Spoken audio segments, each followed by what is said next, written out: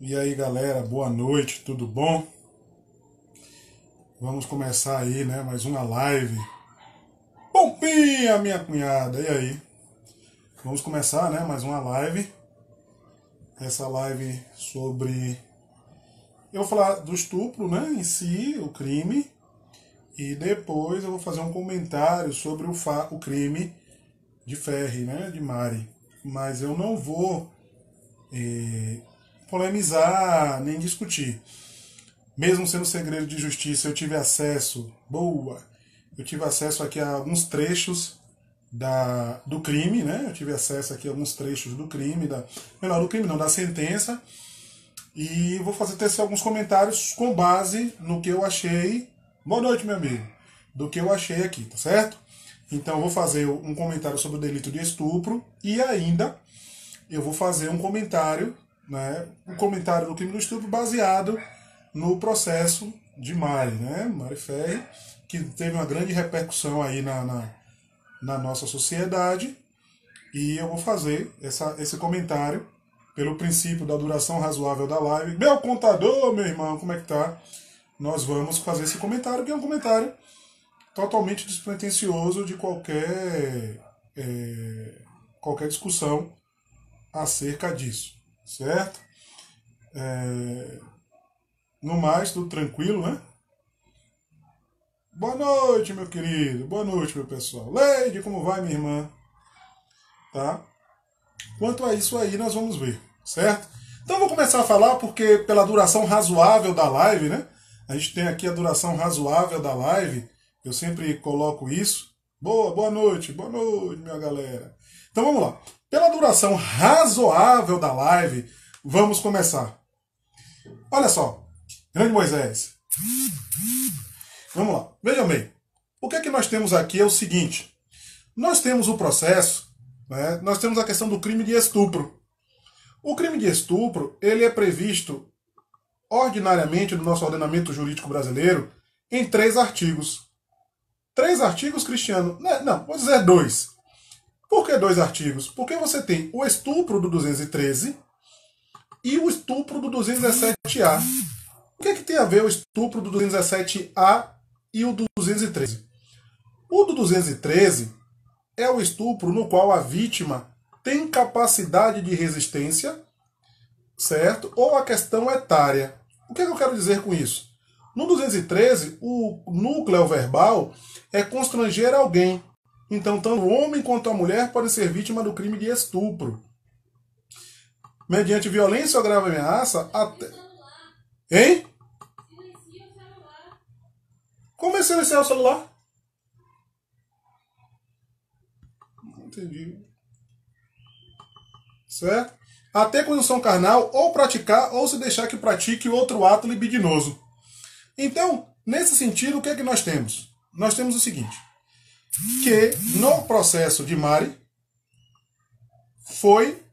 não foi o 213, foi o 214. Por que 214? Porque a discussão é que, se for o caso, nós tivemos ali um estupro de vulnerável. Primeiro ponto importante. Estupro de vulnerável. Significa assim, ó, ter conjunção carnal com menor de 14 anos. O verbo é simples, é ter conjunção carnal. Acabou. Não se discute se tem vontade, se houve vontade ou não. Mas o ponto importante é que ter a conjunção carnal do 217A, a pena é de 8 a 15. 213 de 8 a 10. Mas a questão simples daqui é que nós temos o seguinte. Vocês aqui. Pronto. O que é que nós temos? A pessoa maior de 14 anos também pode ser vítima de estupro de vulnerável. Preste atenção. Porque o 217A, ele é claro no sentido de que conjunção carnal ou não, ou outro ato libidinoso, mas se a pessoa não tiver capacidade de oferecer resistência, também é estupro de vulnerável. Então, o estupro de vulnerável não é só contra a criança e adolescente. O estupro de vulnerável também ele se opera quando a pessoa não tem capacidade de resistência. Então, este fato ele está cingido à hipótese de que a vítima, no caso Mari, ela não teria capacidade de resistência. E aí a discussão foi em relação ao estupro de vulnerável. Ter conjunção carnal ou praticar outro ato libidinoso com menor de 14. Ponto. Parágrafo 1º. Se a pessoa não pode oferecer resistência por qualquer motivo, aí é que entra a discussão. Pois bem, então, o crime de estupro, no nosso ordenamento jurídico, ele é muito complexo, porque é um crime que é cometido à calada. O que quer dizer que é um crime cometido à calada? É um crime que não é cometido às claras, não é um roubo, não é um homicídio. Ele geralmente é intramuros. Ele é intramuros. Então a palavra da vítima, neste caso, ela tem uma relevância sublime. Tanto que isso é jurisprudencial em relação à palavra da vítima. Então, no caso de Mari, a história sucedeu que ela estava numa festa, junto com o rapaz, e, segundo ela, narrou, e a própria, que eu vou ler a denúncia, o trecho da denúncia para vocês, ela teria sido submetida à conjunção carnal depois de ter sido dopada. Então, o crime é estupro de vulnerável. Só a título de curiosidade, um dado importante que eu pesquisei e encontrei, segundo o Anuário Brasileiro, cerca de 66 mil mulheres são estupradas, dá uma média de 160, para ser preciso, 66.041, sendo que são 180 estupros por dia.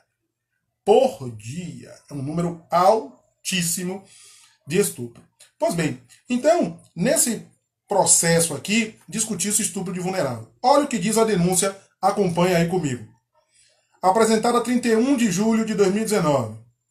No dia 15 de dezembro de 2018, entre as 22 horas, o denunciado manteve condição carnal com a vítima, que não possuía condições de oferecer resistência ao ato, haja vista que teria ingerido substância involuntariamente, a qual viabilizou a ocorrência do crime. A vítima apenas se conscientizou dos fatos em sua residência, onde constatou a presença de sangue e sêmen em sua roupa. Então a própria denúncia diz que a vítima teria sido dopada e aí assim o indivíduo teria tido com ela a conjunção carnal, como ela não tinha capacidade de consentir nem de oferecer resistência, aí configuraria o crime de estupro de vulnerável. A partir dessa discussão, houve oferecimento da denúncia, houve perícia. Houve perícia. Eu vou comentar o processo todo, mas a título de curiosidade, ele foi absolvido por indúbio pro réu, por provas truncadas. Inclusive, eu vou ler aqui para vocês também o que o magistrado fala sobre isso. Então, o indivíduo ele foi absolvido por prova truncada, né? Prova truncada.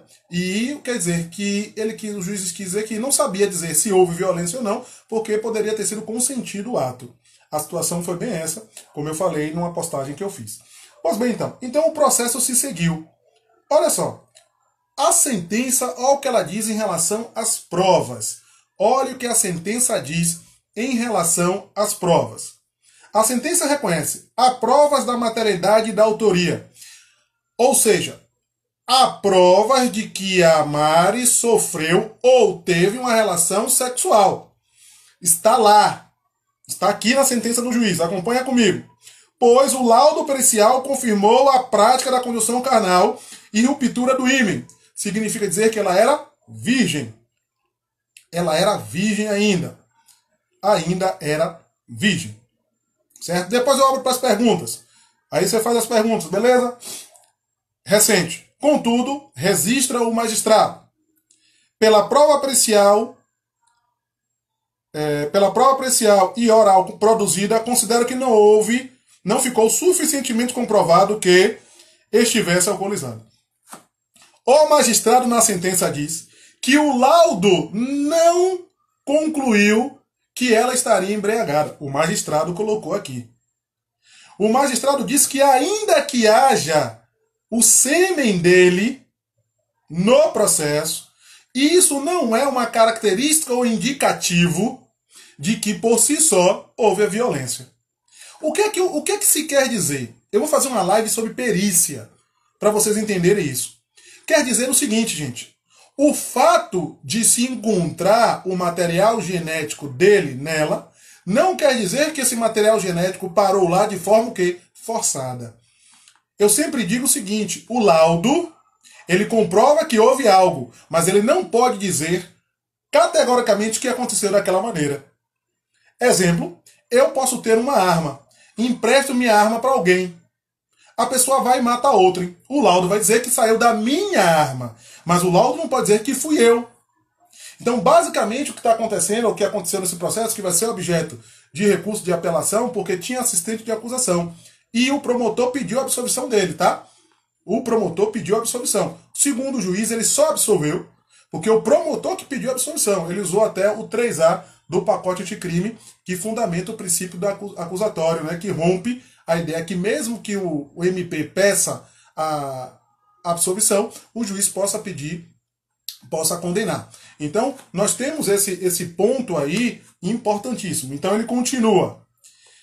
Ou sob efeito de substância ilícita, a ponto de ser considerada vulnerável. Então, o magistrado já disse que, pela percepção que ele teve dos autos, ela não estaria embriagada, ela não estaria sob efeito de estupefaciente, então ela não seria vulnerável para todos os fins desse tipo penal, segundo o magistrado. De modo que não pudesse se opor à ação do indivíduo ou oferecer resistência. Então, segundo o magistrado, pelos autos, pelo que está contido nos autos, não há como ela não ter oferecido resistência. Então, a discussão do estupro de vulnerável para o magistrado caiu aí. No momento em que ele diz que, para os autos, para a percepção da reconstrução do fato, ela teria capacidade de resistência. Está aqui. Estou lendo partes do processo que eu consegui para fazer essa live. Certo? Então, como caminhando, o juiz faz essa afirmação embasado nos exames de alcoolemia e toxicológico que apresentaram resultados negativos. Então, segundo o magistrado, segundo tendo autos, eu tive esse acesso ao desenho, né, dos exames toxicológicos que foram pedidos, e segundo os desenhos estão zerados. Zerados, segundo os desenhos. Né? Agora, o que o magistrado utilizou para fundamentar o sem dúvida pro réu dele? Preste atenção comigo. Eu digo aos alunos, sempre, e pergunto a eles, o dolo se prova? Aí fica, o que é isso, Cristiano? O que está aqui na sua cabeça, o que está passando no momento, no seu momento, será que alguém consegue entender? Gente, na prática da infração criminal, os dados objetivos, eles são provados, o elemento subjetivo, ele é provado através dos dados objetivos. Deixa eu clarear para vocês. Exemplo, vocês pegam uma causa criminal e a pessoa diz que não quis matar. Não, eu não quis matar, não. Beleza. Mas só que quando você faz isso, que você olha para os autos, ela deu um tiro na nuca. Então, os dados objetivos não dialogam com as argumentações. Então, toda vez que vocês estiverem num processo, observando, ou então na vida de vocês, observem os dados objetivos. A subjetividade é muito difícil de você comprovar, mas a objetividade, através do que tem nos autos, subtranquilo. Então, o que foi que o magistrado fez? Para embasar o indúbio pro réu, para dizer que, olha, se ela estava embriagada, o laudo disse que não. Mas ainda assim, olha o que tem no processo. Acompanhe o raciocínio do magistrado, olha. Postura firme e marcha normal. O magistrado pegaram as câmeras de segurança do local e o magistrado disse, ao ver dele, eu não vi as câmeras, ele disse que, na verdade, ela estava andando normalmente. Normalmente. Olha só. Ademais, além do resultado negativo dos laudos periciais, tirando o relato da mãe da vítima, o relato das demais testemunhas vão de encontro aos atos articulados na peça acusatória. Ele está dizendo que as testemunhas falaram coisas diferentes do que estava articulado, ou seja, do que foi colocado na denúncia.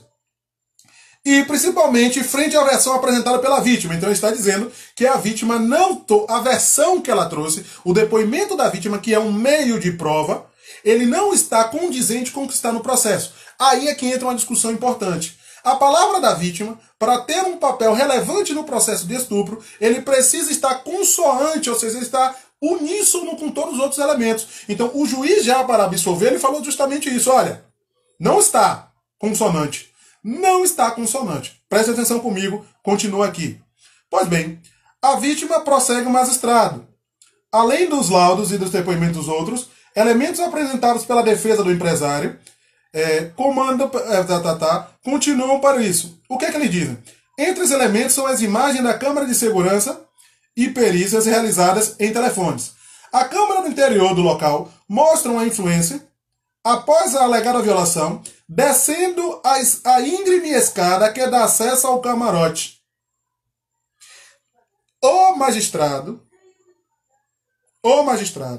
falou que o que ela alegou que estava sob o efeito de estupefaciente não era coadunado com o que estava nos autos. Porque as câmaras disseram que ela desceu uma escada íngreme sem titubear, sem balançar. Então o magistrado, como eu disse a vocês, ele pegou um dado objetivo para fundamentar a sua sentença. Dizendo, olha, você disse que estava drogada, que estava sob efeito de álcool involuntário. Mas as câmeras mostram que você andou normalmente. Que você não teve nenhum tipo de cambalear, essas coisas todas.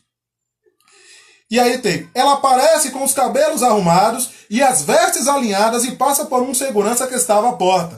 Então ele analisa os dados objetivos dizendo, olha, você não estava embriagado, o laudo diz que você não estava. Ainda que o laudo não conseguisse pegar a substância utilizada, você andou normalmente, você estava alinhada com o seu cabelo, estava com as vestes prontas. Ele quer dizer que ela não teria sido rasgada involuntariamente, ou seja, sem a vontade dela. Durante todo o percurso, de mais de 300 metros, mantém uma postura firme, marcha normal, com excelente resposta psicomotora, cabelos e roupas alinhadas, inclusive mesmo calçando salto alto, consegue utilizar o aparelho telefônico durante o percurso, descreve o magistrado. O magistrado diz que ela foi andando com o celular de salto e alinhada com o vestido. Quer dizer o que isso? Ele quer dizer que o dado objetivo está dialogando de forma contrária com o que ela disse que estaria embriagada. Então, nesse processo em particular, para a absolvição dela, foram utilizados esses argumentos objetivos. Continuemos. Depois eu vou fazer o meu panorama jurídico. Nas conversas de WhatsApp, sim, foram colacionadas conversas de WhatsApp, foram colecionadas. Então, olha só o que o magistrado falou em relação às conversas de WhatsApp. Chega, inclusive, a corrigir erro de digitação em mensagens enviadas a amigas, de acordo com as informações dos autos. Ou seja, ele disse que se ela estivesse realmente embriagada, ela não teria condições de corrigir o português, de corrigir as mensagens. Dados objetivos. Então, nunca se esqueçam disso. Não importa o que o cliente de vocês estiver falando. Importa que os dados objetivos do processo vão dialogar, vão comunicar. Depois eu vou fazer uma live só sobre isso, sobre dados objetivos. Com base nas imagens, percebe-se claramente que a ofendida possui controle motor, não apresenta distúrbio da marcha, característico de pessoas com capacidade motor alterada pela ingestão de bebida alcoólica ou de substância química, afirma o magistrado. Além disso, em nenhum momento durante o espaço-tempo compreendido no percurso entre as casas noturnas, a suposta vítima procurou ajuda de seguranças, de transuentes ou da polícia, que poderia inclusive ter sido acionada por telefone imediatamente após o alegado crime, pondera a defesa. Então, o que é que ele utilizou até agora? Houve uma acusação de estupro de vulnerável, dizendo que ela não teria capacidade de oferecer resistência. Daí, dessa capacidade de oferecer resistência, o magistrado e a defesa, de forma pontual, mas muito mais a defesa, trouxe elementos objetivos que negam a ingestão de bebida ou a colocação de algum elemento que causasse a dependência. Repare, a defesa, pelo que está aqui, não negou a relação sexual. Ela assumiu a relação sexual, a defesa, mas negou os efeitos dessa relação, negou as consequências jurídicas dessa relação. Então é um dos pontos importantes. foi encontrado o material genético dele lá. Então ele não podia negar que teve relação. Então a defesa, de forma habilidosa, disse: a relação houve. E foi uma relação consentida. Aí o magistrado não quis também dizer que ele não cometeu. Ele aí disse que houve o quê? Indúbio pro réu. Foi absolvido pelo indúbio pro réu. Indúbio pro réu. Olha só o que vem ainda aqui. Improcedência total da denúncia. Fico todo com esse conjunto de fatores que levou o promotor de justiça a pleitear a improcedência total da denúncia, requerendo a absolvição do acusado pela prática do crime de estupro de vulnerável, ao argumento que não há provas suficientes da materialidade do delito. Então o próprio promotor diz que não há materialidade no delito. Não há materialidade no delito.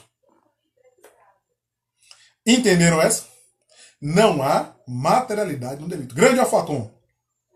Vamos lá. Olha o que colocou o promotor. Eu consegui trechos interessantes. Nada obstante, em sede de alegações finais, o Ministério Público peteu a improcedência total da denúncia, esse é o magistrado falando, com a absolvição do acusado pela prática do crime imputado na inicial acusatória, ao argumento de que não há provas suficientes da materialidade do delito. Eu discordo da palavra materialidade. A materialidade existe. Não existe a autoria definida no sentido do dolo, né? Da vítima e do dolo. Aqui é uma questão muito mais subjetiva. A relação houve, é incontroversa. Agora, de que forma se deu essa relação? Eu sempre comento que, às vezes, o advogado criminal tem que ser inteligente. E a lógica jurídica é assim que trabalha. Negar a autoria aqui era suicídio. Negar que houve relação era suicídio.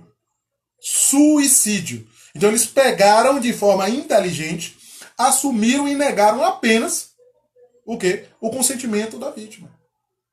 E foi em cima. E eles foram o quê? Eles utilizaram outros elementos para comprovar que ela não estaria embriagada. Mas eu vou chegar lá ainda numa discussão que não está saindo de mim aqui. De fato, após detida a análise do caderno probatório, verifico que não há elementos suficientes ao amparo de um decreto condenatório.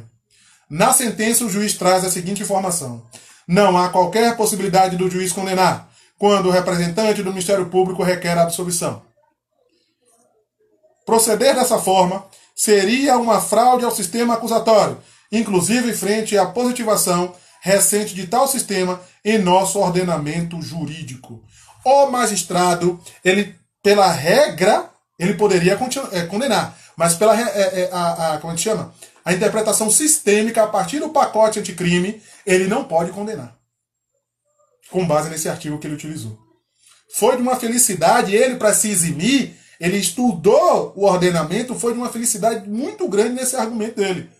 Porque ele aqui, na verdade, gente, o magistrado aqui, ele se eximiu do problema. Ele fez, olha, se o dono da ação diz que não é para condenar, quem sou eu para condenar? Ele, teoricamente, aqui, ele não analisou nem os argumentos em si da própria defesa. Ele entregou a bomba na mão do MP. O MP que pediu a absolvição. O magistrado reconhece que, em crime dessa natureza, olha só o que eu falei com vocês, a parte final. A palavra da vítima reveste substancial importância, mas destaca que a valoração do relato há de se partir do cotejo de outros elementos constantes nos autos e hábeis a fundamentar uma condenação criminal, o que não teria sido alcançado no caso concreto. Como eu falei com vocês, a prova é justamente essa. A prova é dizer o quê? A prova é, houve a violência e houve todo o arcabouço circundando, dizendo que houve. Se a peça não encaixa, a palavra da vítima perde força. Por que perdeu força, Cristiano? Porque justamente perdeu força, porque ela disse que estava tonta, que foi embriagada, que estava sob efeito de substâncias, e a defesa trouxe elementos que demonstraram que para uma pessoa que estava no estado que ela estava, não seria aquele comportamento. O diálogo dos dados objetivos. Isso foi o que eu tive acesso, talvez eles tenham trazido até mais elementos, mas o que eu tive acesso foi isso.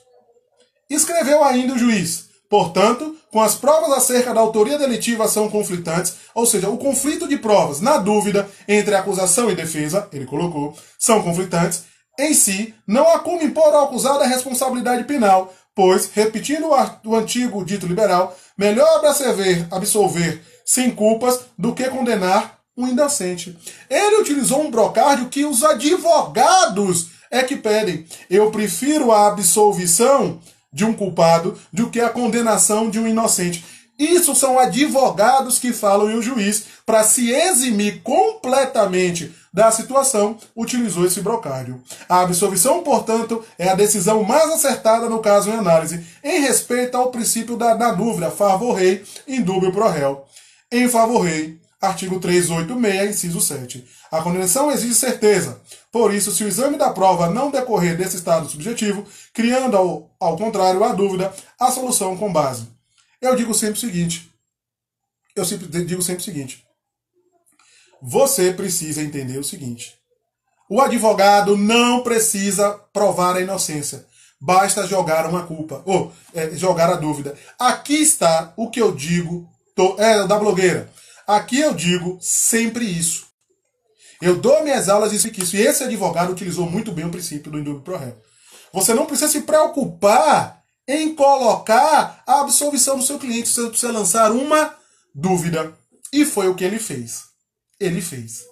Então, eu já, gente, eu abro para as perguntas para eu não perder o fio da meada. Aí vocês fazem as perguntas e aí eu respondo todas. Diante disso, não há provas contundentes nos autos a corroborar a versão acusatória, a não ser a palavra da vítima. E a palavra da vítima precisa estar o quê? Corroborada com os outros elementos do processo. Precisa estar corroborada com os outros elementos do processo.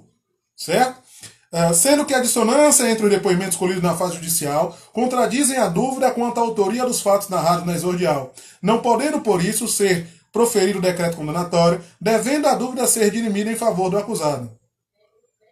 Portanto, com as provas acerca da autoria delitiva são conflitantes, em si, há como impor ao acusado a responsabilidade penal e aí absolveu. O assistente de acusação, que foi contratado, pediu a condenação, normal, todos nós pediríamos a condenação, ele pediria a condenação e vai ter o recurso. Então, pois bem, vimos aqui, tá? Boa parte o indivíduo entregou passaporte, tá tendo uma grande comoção em redes sociais. Pois bem, então, o que é que nós temos agora aqui para discutir para vocês, depois da nossa leitura de todo o arcabouço? Alguma pergunta? Alguém tem alguma pergunta? Grande Pantera de Itabuna, meu irmão, como é que tá? Reinaldo, alguém alguma pergunta? Porque eu vou fazer alguns comentários. Então eu vou começar a fazer alguns comentários. Se alguém tiver alguma pergunta, eu paro e eu continuo depois com meus comentários. Então o que acontece aqui é o seguinte. Primeiro passo aqui é a discussão do tipo penal. Enfraqueceu muito quando colocou estupro de vulnerável. Se tivesse colocado 213, o promotor, não teria a discussão da bebida. Teria discussão só do momento da cópula. Então, nesse caso, quando houve a discussão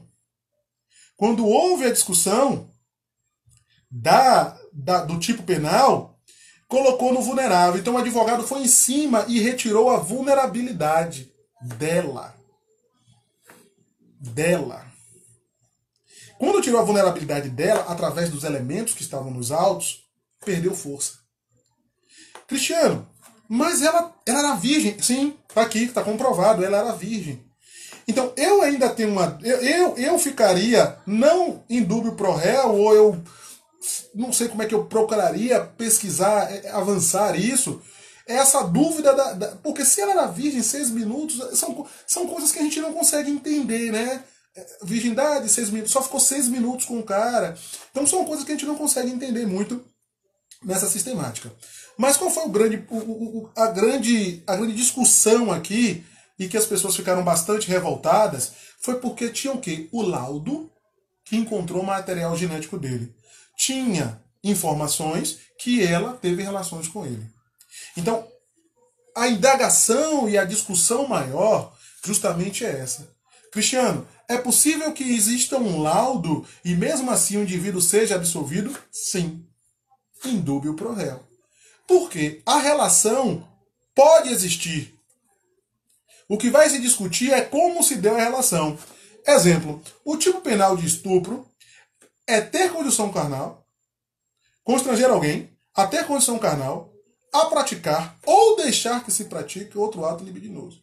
Então, se uma pessoa for forçada a se tocar mediante violência, grave ameaça, em constrangimento, é estupro. Então, a discussão em relação ao estupro ela é uma discussão maior. E o juiz, ele utilizou dos elementos que o Ministério Público, aí é que entra a questão desse processo. Vamos lá? No caso de ter somente a palavra da vítima com as declarações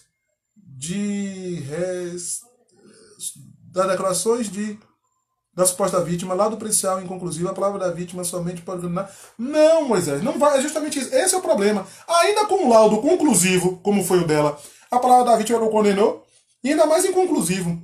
Porque, na verdade, a palavra da vítima ela tem que ser corroborada com todos os outros elementos do processo. Não basta dizer, ó, é quase assim, ó, gente, para ser extremamente claro. Não basta dizer que foi violentada, é quase a mulher ter que provar que foi. É quase uma prova de que foi violentada. Não estou dizendo aqui em relação a o caso em si ou outra coisa, ou fazendo, mas a questão é essa. Porque quando eu falar a palavra da vítima tem que ser corroborada com todos os elementos dos autos, quer dizer que a vítima tem que ser coerente com tudo que está ali. Então é quase dizendo, olha, o ônus é seu. O ônus vítima é seu. Por que o ônus passa a ser da vítima? Porque o princípio é acusatório. Então, o Ministério Público, ele tem que levar os elementos. Se ele não levar os elementos, a absolvição se impera. Eu li um trecho interessante numa das lives que eu fiz com a professora Bela, toda sexta-feira a gente está fazendo live, que ele diz isso, que o réu confesso, ele não precisa confessar, porque o princípio é acusatório. O Ministério Público tem que dizer que ele está fazendo alguma coisa.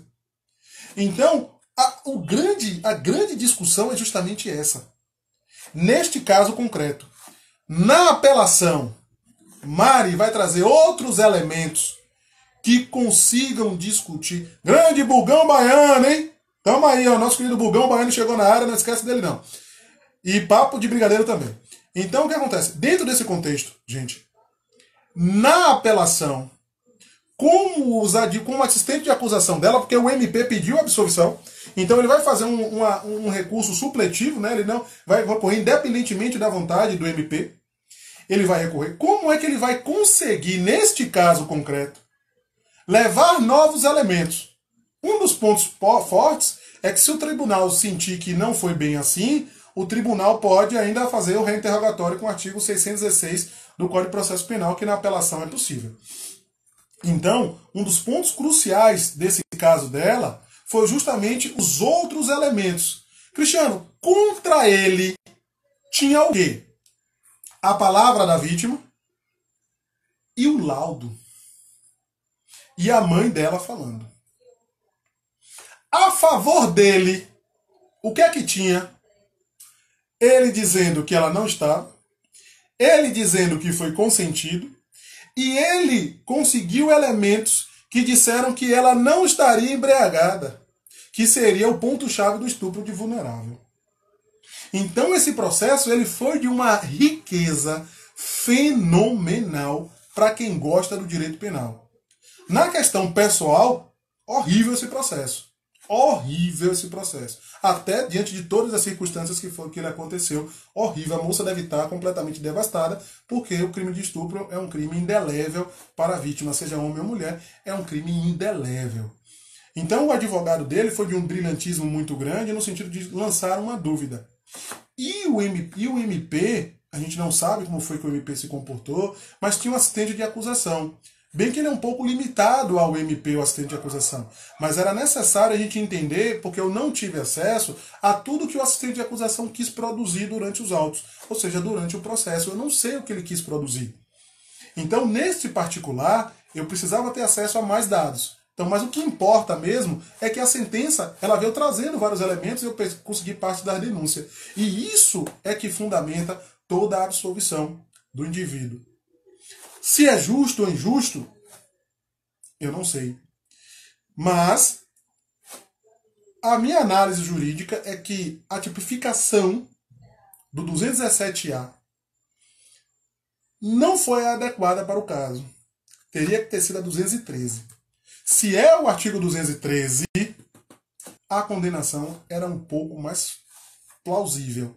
Mas quando caiu por 217A, que não teve o exame toxicológico, ou que teve o exame toxicológico indicando que não havia substância, Marcito, meu tartaruga ninja, indicando que não havia substância, ficou complicado. Tá? Então, nós temos estupro, 213, nós temos o estupro venerável, 217A, e nós temos a posse sexual mediante fraude. Teria uma possibilidade na posse sexual mediante fraude se ele tivesse colocado, mentido para ela, algumas circunstâncias, e tivesse a cópula.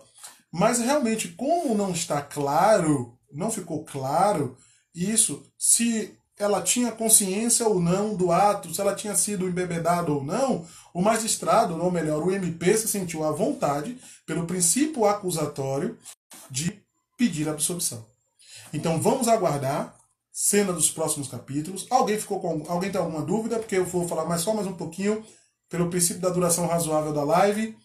E vou fazer mais uns 2 comentários. Alguém tem alguma dúvida, alguma pergunta, algum questionamento? Alguém? Alguma dúvida, algum questionamento sobre o fato? Não? Então tá. Então vamos lá.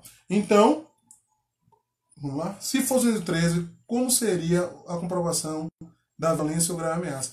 Justamente, a comprovação seria com o que ela falou. Ela teria uma outra forma de falar. Ela teria que foi pega pelo braço, essas coisas. O ponto, as vestes também poderia ser uma forma dela dizer. Né? O MP sempre usa o pior para tentar condenar o réu. Mas nesse caso o MP absolveu, né? Nesse caso, o MP pediu a absolvição, a impronúncio, pediu a absolvição. Então, o MP não usou o pior nesse caso. Nesse caso, ele trabalhou, ele entendeu que não havia elementos para ele pedir a condenação. Foi o que o MP fez, nesse caso específico. Mais alguma pergunta? Para eu fazer algumas considerações? Pelo princípio da duração razoável da live? Não? Tranquilo? Então, vamos lá. Então, agora, vamos lá. Vamos entender aqui agora. O caso ainda foi a sentença de primeiro grau, ainda cabe recurso, o MP não vai recorrer, quem vai recorrer é o assistente de acusação, o assistente de acusação vai recorrer, né? Já deve estar, tem um prazo de 5 dias, depois 8 para oferecer as razões, ele deve estar preparando o recurso de interposição e as razões, será remetido ao tribunal. O tribunal pode condenar? Pode. Eu já vi o indivíduo ser absolvido em primeiro grau num crime de estupro de vulnerável e ser condenado em segundo grau pelos outros elementos. Precisa acarrear novos elementos aos autos? Precisa. Porque se forem para o tribunal esses elementos, muito provavelmente vai haver absolvição mantida a absolvição. Por quê? Porque os dados objetivos trazidos pela defesa, não estou dizendo que são os dados objetivos corretos, mas os dados objetivos trazidos para a defesa, pela defesa, eles dialogam tirando a vulnerabilidade. A vulnerabilidade não é só etária, menor de 14. Depois eu faço uma live sobre isso. Menor de 14. Existe a capacidade de oferecer resistência. Então, se a mulher estiver amarrada, ou o homem amarrado, e for copulado, for bulinado, é estupro de vulnerável. As provas obtidas com as câmeras ajudam o rapaz. Sendo 213, não seria necessário... Justamente. Por isso que na minha observação, não... Se é o 213, eu não preciso comprovar a vulnerabilidade. E aí foi que perdeu força. Porque quando as câmeras trouxeram a forma dela andar, que o juiz colocou a marcha, a conversa do WhatsApp apagando, ele colocou, olha, os dados objetivos aqui estão dizendo que ela não estava em estado de vulnerabilidade. Aí começou a palavra da vítima a não ter a força que tem que ter para a condenação nesses casos. Então, no caso do 213, não teria discussão da vulnerabilidade. Então seria, como exemplo, quando é menor de 14 anos, você não discute nada, é 214 fechado. Tá? No caso do 213, ia discutir, teve constrangimento ou não? Né? Houve violência ou não? Aí seria 213. Então, pessoal, o processo ainda está caminhando, ainda terá novos eventos, que será a apelação, o julgamento pelo tribunal. Estarei acompanhando. Assim que sair alguma decisão nesse sentido, irei fazer uma live para vocês sobre isso, né? Voltar a fazer as lives agora Estamos fazendo sexta, eu vou voltar a fazer os sábados, as minhas publicações normais que eu venho fazendo sempre no canal do Telegram com a professora Isabela Leal. E a gente vai fazer agora o webinário exclusivo do nosso curso, né? Prática de Advocacia Criminal. A gente vai fazer um webinário exclusivo lá sobre execução penal. Mentoria sobre execução penal. Então, vou fazer, né? A próxima live vai ser sobre excesso de prazo na formação da culpa e revogação de preventiva. Vamos pegar o caso específico agora aqui de Yuri Sheik e vamos fazer uma análise sobre o ordenamento jurídico e a possibilidade de liberação de quem está preso preventivamente por causa do lapso temporal no início do processo, no término do processo, na formação da culpa. Andrei, mas somente a palavra dela, mesmo coadunando com os fatos, ainda é muito pouco para condenar? Não. Se a palavra da vítima estiver em consonância com todos os elementos, condena tranquilamente. Porque é um crime cometido a caladas, é um crime cometido às escuras. É um crime cometido às escuras. Então a palavra da vítima, dentro do contexto geral, não tem o que discutir. Não tem o que discutir. Não tem o que discutir. Então a palavra da vítima, dá uma pesquisada aí que você vai encontrar. Nos crimes sexuais, ela é de fundamental importância, ela é de uma relevância ímpar, capaz sim de condenar desde quando coadunando com todos os elementos. Só para finalizar, qual é o grande lance? Grande voo! Para finalizar, qual é o grande lance? Vocês precisam ter as alegações na sua vida profissional, mas precisam ainda mais comprovar tudo o que vocês dizem. No processo, eu tenho elementos objetivos que comprovam tudo o que você falou. Entenda isso. O dolo se prova? Sim, o dolo se prova através de dados objetivos. Então, pouco importa o que você, como advogado, o que eu, como advogado, estou pensando em argumentar. Pouco importa o que o seu cliente está pensando em dizer, o que seu cliente acredita no que ele está falando. O que importa, na verdade, é o que os elementos do processo estão dialogando. A nível de exemplo, se uma pessoa diz, eu não quis matar, mas deu um tiro na nuca, qualquer pessoa vai dizer, ora, meu amigo, você não quis matar? Você deu um tiro na nuca, quem dá um tiro na nuca quer o quê? Matar. Então, esse dado objetivo vai ser dialogado o tempo todo. Eu reclamo com todo mundo e falo as teses simples. O seu cliente ou alguém foi pego com droga. O policial pega com droga. Prende em flagrante. E você vai dizer que a droga não era dele. Só se você tiver um elemento robusto. Robusto para tal. Então, não esquece. O que passa aqui no momento do crime, pode ser comprovado? Pode, por intermédio de dados objetivos. Cristiano, o que são esses dados objetivos? São os dados que constam no processo. Estão lá os elementos. Neste caso em particular, Cristiano, dá para mim dados objetivos desse processo. Agora, estupro de vulnerável. Cristiano, estava vulnerável? Pelos autos, o que é que os autos dizem? Que não. Cristiano, por que não estava vulnerável? Pelas leituras objetivas eu tenho laudo negativo, eu tenho palavra das pessoas, eu tenho conversa de WhatsApp, eu tenho filmagem. Então o advogado se baseou justamente na teoria de que os dados objetivos elidem o que a pessoa fala. Esse advogado utilizou isso de forma maestral. É um maestro do processo. Então cabe agora ao assistente de acusação, com a maestria que ele tem que ter e ser peculiar nesta maestria, ele agora trabalhar esses elementos para o quê? Para transformar em elementos que embaseiem uma condenação. Ele agora vai precisar trazer dados objetivos que confrontem não, que suplentem, que passem esses dados, para que aí sim você tenha a possibilidade de condenação. Se ele não trouxer elementos novos, se ele não conseguir demonstrar que esses dados objetivos não foram capazes ou não são capazes de elidir a questão da vulnerabilidade, se ele não conseguir fazer isso, vai se manter a absolvição. Tá? Então, essa é uma análise minha, com as informações que eu tive, que eu fui buscar, inclusive trechos da sentença, inclusive trechos da denúncia, inclusive os meios de prova produzidos, e apenas isso. Cristiano, ele é culpado? Ele é inocente? Eu faço a análise dos autos. Por isso que eu demorei até um pouco de fazer, todo mundo perguntando quando ia ser, porque eu precisava ter acesso a elementos que eu não ia ser louco de falar coisas que eu não sabia, eu só por achismo ou por ouvir dizer, eu não ia fazer isso. Então, primeiro eu fui pesquisar, consegui trechos do processo, trecho da sentença, tá tudo aqui, e aí eu fui estudar toda a sequência, tudo bonitinho para poder emitir a minha opinião para vocês. Tá bom, então? Sextou não, sabadou para vocês, aquele abraço do GG, né? Vamos firme, vamos juntos, em alta performance, desistir não é uma opção, hein? Por mais que seja dificultoso, por mais problemas que você esteja, nunca se esqueça, você só aprendeu a andar depois que você caiu. Você só anda por necessidade. O ser humano é um quadrúpede por natureza.